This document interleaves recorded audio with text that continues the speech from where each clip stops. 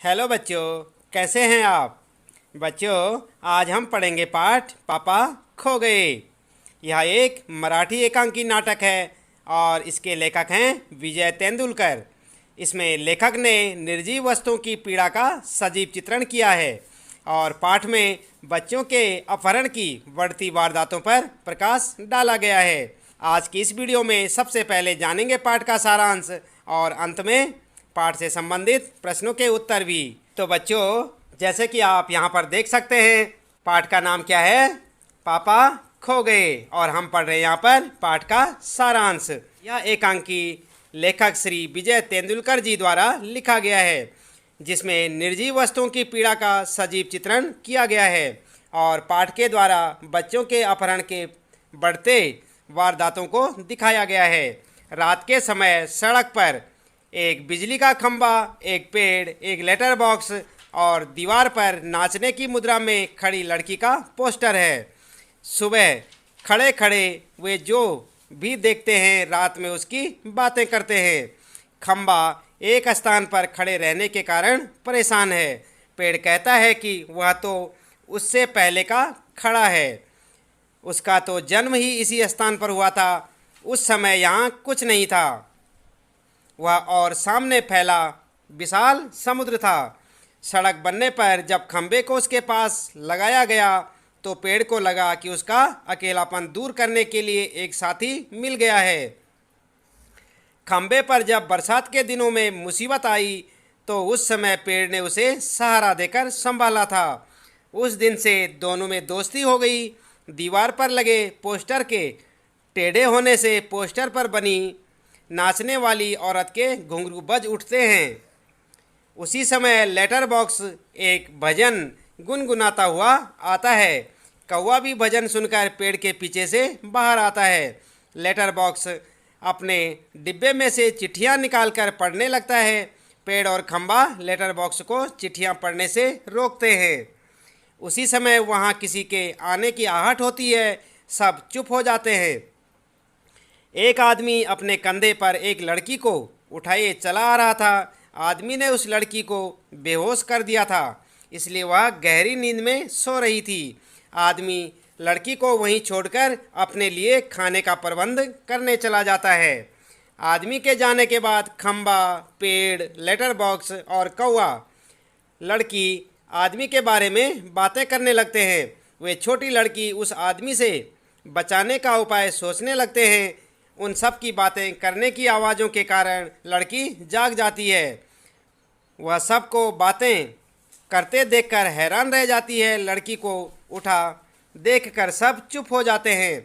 लड़की अपने माँ बाप और घर को याद करके रोने लगती है। लेटर बॉक्स से अब चुप नहीं रहा जाता। लेटर बॉक्स लड़की से बात करना शुरू करता है।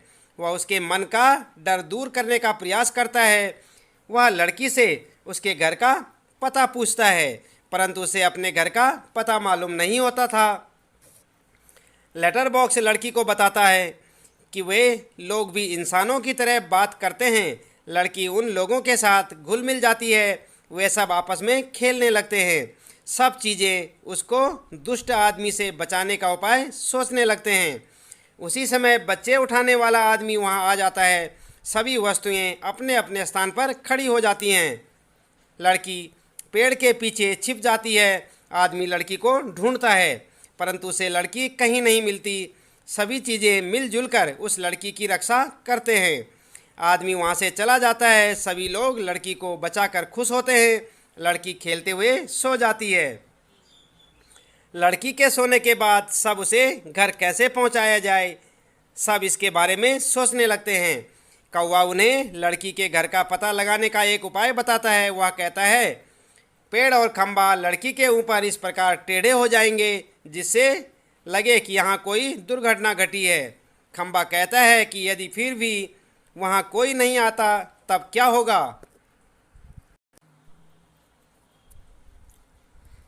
कौवा लेटर बॉक्स को एक संदेश लिखने के लिए कहता है। कुछ देर बाद सुबह हो जाती है। खंभा टेढ़ा खड़ा है। पेड़ सोई हुई लड़की के ऊपर झुका हुआ था।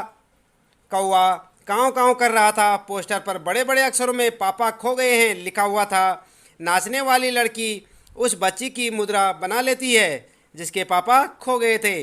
अंत में लेटर बॉक्स सबका ध्यान अपनी ओर खींचता है। वह सबसे कहता है कि जिसे भी इस लड़की के पापा मिले उन्हें यहाँ पर ले आएं। तो इस प्रकार ये कहानी का सारांश आपने देखा यहाँ पर।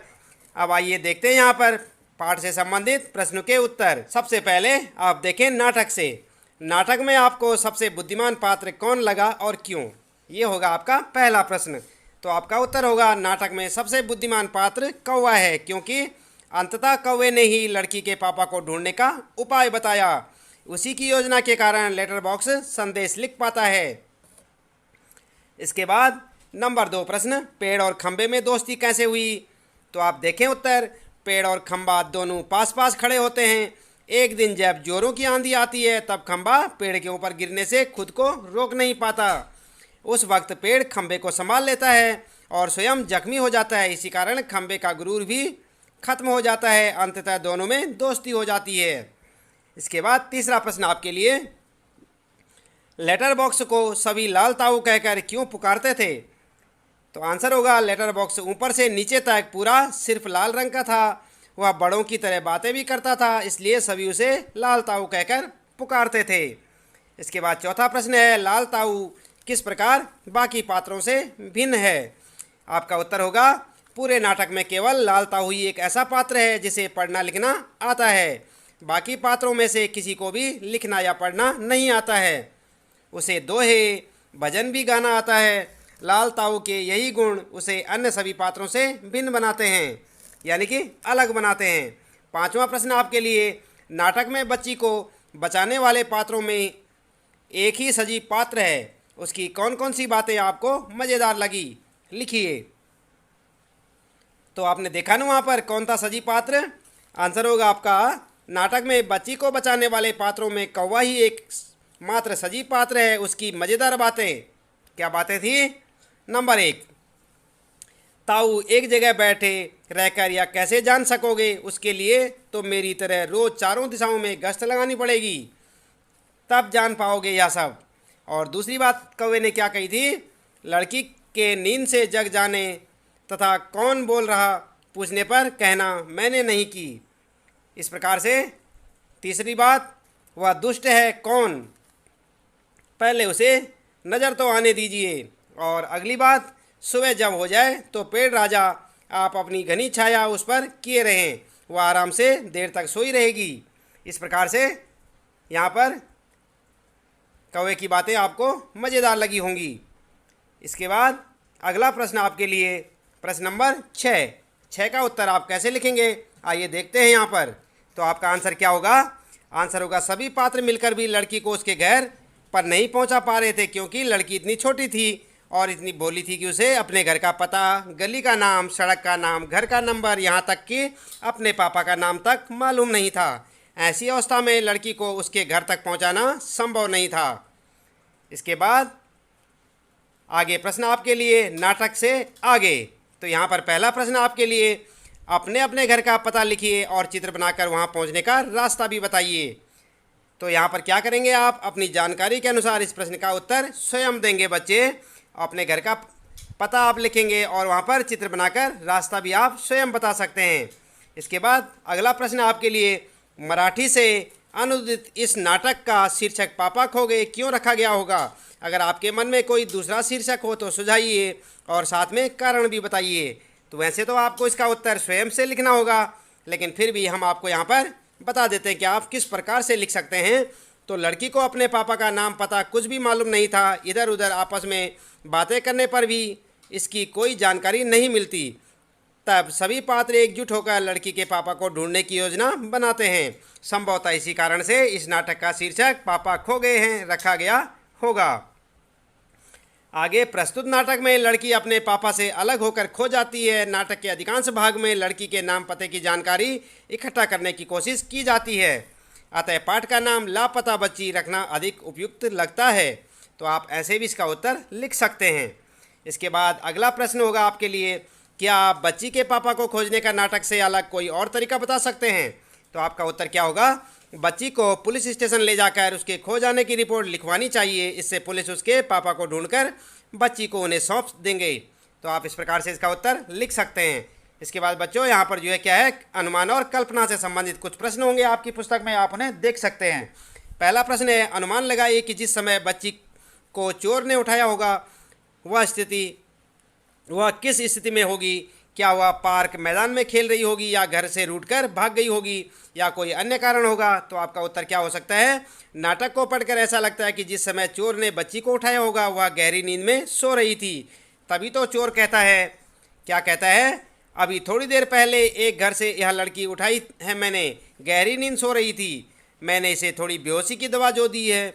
यदि वह पार्क या मैदान से उठाई जाती तो लड़की चुराने पर लड़की चीखती चिल्लाती, पर नाटक में ऐसी किसी घटना का उल्लेख नहीं है। आप इस प्रकार से इसका उत्तर लिख सकते हैं। इसके बाद अगला प्रश्न आपके लिए, नाटक में दिखाई गई घटना को ध्यान में रखते हुए यह भी बताइए कि अपनी सुरक्षा के लिए आजकल बच्चे क्या क्या कर सकते हैं। संकेत के रूप में नीचे कुछ उपाय सुझाए जा रहे हैं, आप इससे अलग कुछ और उपाय लिखिए। और इसके बाद यहाँ पर कुछ पॉइंट दे रखे हैं, आप देख सकते हैं इन्हें। समूह में चलना, एकजुट होकर बच्चा उठाने वालों या ऐसी घटनाओं का विरोध करना। इसके बाद अनजान व्यक्तियों से सावधानीपूर्वक मिलना। तो आपका उत्तर क्या होगा। नाटक की इस घटना को ध्यान में रखते हुए बच्चों को कभी भी अकेले नहीं चलना चाहिए, हमेशा अपने माता पिता या किसी परिचित व्यक्ति के साथ ही चलना चाहिए। कोई अपरिचित व्यक्ति अगर जबरदस्ती करे या किसी तरह का प्रलोभन दे यानी कि लालच दे तो उसका विरोध करना चाहिए, जैसे चीख कर या चिल्ला कर लोगों की सहायता मांगनी चाहिए। इस प्रकार से आप इसका उत्तर लिख सकते हैं। इसके बाद अगला प्रश्न आपके लिए, आपने देखा होगा कि नाटक के बीच बीच में एक कुछ निर्देश दिए गए हैं। ऐसे निर्देशों से नाटक के दृश्य स्पष्ट होते हैं जिन्हें नाटक खेलते हुए मंच पर दिखाया जाता है, जैसे सड़क, रात का समय, दूर कहीं कुत्तों के भौंकने की आवाज़। यदि आपको रात का दृश्य मंच पर दिखाना हो तो क्या क्या करेंगे, सोचकर लिखिए। तो आप अपने हिसाब से भी लिख सकते हैं, लेकिन यहाँ पर आप उत्तर देख के भी इस प्रकार से लिख सकते हैं। अंधेरी रात का दृश्य है, आसमान में तारे नज़र आ रहे हैं, सड़क के किनारे बिजली के खंभों की लाइटें जल रही हैं, दूर मेंढक की आवाज़ें आ रही हैं, अंधेरा होने के कारण रास्ता बिल्कुल सुनसान है, आसपास कुत्ते भौंक रहे हैं। और इसके बाद बात करते हैं भाषा की बात। तो पहला प्रश्न आपके लिए, आपने देखा होगा कि नाटक के बीच बीच में कुछ निर्देश दिए गए हैं। ऐसे निर्देशों से नाटक के दृश्य स्पष्ट होते हैं जिन्हें नाटक खेलते हुए मंच पर दिखाया जाता है, जैसे सड़क, रात का समय, दूर कहीं कुत्तों की भौंकने की आवाज़। यदि आपको रात का दृश्य मंच पर दिखाना हो तो क्या क्या करेंगे, सोच कर लिखिए। तो बच्चों इसका उत्तर मैं आपको यहाँ पर पहले बता चुका हूँ। इसके बाद आइए देखते हैं इसके बाद क्या प्रश्न हमारे पास। यहाँ पर दूसरा प्रश्न है, पाठ को पढ़ते हुए आपका ध्यान कई तरह के विराम चिन्हों की ओर गया होगा। अगले पृष्ठ पर दिए गए अंश से विराम चिन्हों को हटा दिया गया है, ध्यानपूर्वक पढ़िए और उपयुक्त चिन्ह लगाइए। तो आपने यहाँ पर जो है विराम चिन्हों का प्रयोग करना है।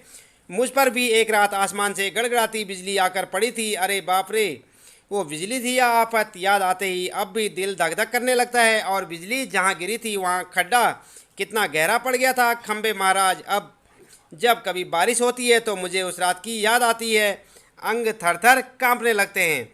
तो यहाँ पर आप देख रहे हैं ना, कहीं पर भी विराम चिन्ह का प्रयोग नहीं किया गया है, तो आप इसमें विराम चिन्हों का प्रयोग करके इसे लिखेंगे। आप कैसे लिखेंगे आप यहाँ से देख सकते हैं। मुझ पर भी एक रात आसमान से गड़गड़ाती बिजली आकर पड़ी थी, उसके बाद पूर्ण विराम लगा रखा है ना, आप देखते हैं यहाँ पर अरे बाप रे बाप। तो यहाँ पर क्या लिखा हुआ आपने देखा, अरे बाप रे, तो यहाँ पर जो है चिन्ह लगा हुआ है यहाँ पर। और उसके बाद वो बिजली थी या आफत थी, आफत याद आते ही अब भी दिल धक धक करने लगता है, और बिजली जहाँ गिरी थी वहाँ खड्डा कितना गहरा पड़ गया था। तो आप देख रहे हैं सब जगह चिन्ह लगे हुए हैं विराम चिन्हों का, आप इसमें प्रयोग करना सीखें। खंबे महाराज, जब जब कभी बारिश होती है तो मुझे उस रात की याद आती है, अंग थर थर काँपने लगते हैं। तो आप इस प्रकार से विराम चिन्हों का प्रयोग करना सीखें और यहाँ पर से देख के लिख सकते हैं। अगला प्रश्न होगा, आसपास के निर्जीव चीज़ों का ध्यान में रखकर कुछ संवाद लिखिए, जैसे चौक का ब्लैक बोर्ड से संवाद, कलम का कॉपी से संवाद, खिड़की का दरवाजे से संवाद, यानी कि कैसे आपस में बातचीत करते होंगे। अगर चौक और ब्लैक बोर्ड आपस में बात करेंगे तो कैसे करेंगे, आप यहाँ से देख सकते हैं। फर्स्ट वाला है, चौक क्या कहेगा, ब्लैक बोर्ड देखो तो तुम पर मेरी लिखाई कितनी अच्छी लग रही है। ब्लैक बोर्ड क्या कहेगा, हाँ तुम्हारी लिखाई सफ़ेद जो है। चौक फिर क्या कहेगा, अभी अभी पेंट होने की वजह से तुम्हारा रंग बिल्कुल काला हो गया है। ब्लैक बोर्ड कहेगा इसलिए तुमसे लिखा गया सब कुछ साफ व सुंदर दिख रहा है। इस प्रकार से बातचीत कर सकते हैं। इसके बाद कलम और कॉपी कैसे बातचीत करेंगे, कलम कहेगी तुम सफ़ेद हो इसलिए तुम पर ये नीले रंग की लिखावट बहुत सुंदर लगती है। कॉपी क्या कहेगी, अब बस करो, ये पृष्ठ भर चुका है, अब दूसरे पृष्ठ पर लिखना शुरू करो। और खिड़की और दरवाजे की बातचीत कैसी होगी? खिड़की क्या कहेगा दरवाजे से? खिड़की कहेगी देखो हमारे और तुम्हारे पर्दे बिल्कुल एक ही जैसे हैं। दरवाज़ा कहेगा हाँ एक ही जैसे होने भी चाहिए, नहीं तो अच्छा नहीं लगेगा। तो इस प्रकार से आप इनकी बातचीत लिख सकते हैं। तो बच्चों इस प्रकार से आपका यहाँ पर ये जो है पाठ पूरा होता है। उम्मीद है कि आपको ये पाठ समझ में आया होगा। और हमारे जो है पाठ का नाम क्या था? पापा खो गए। नाटक था ये मराठी नाटक, और इसे एकांकी रूप में देखा गया है। आज के लिए इतना काफ़ी है। आपका दिन शुभ हो।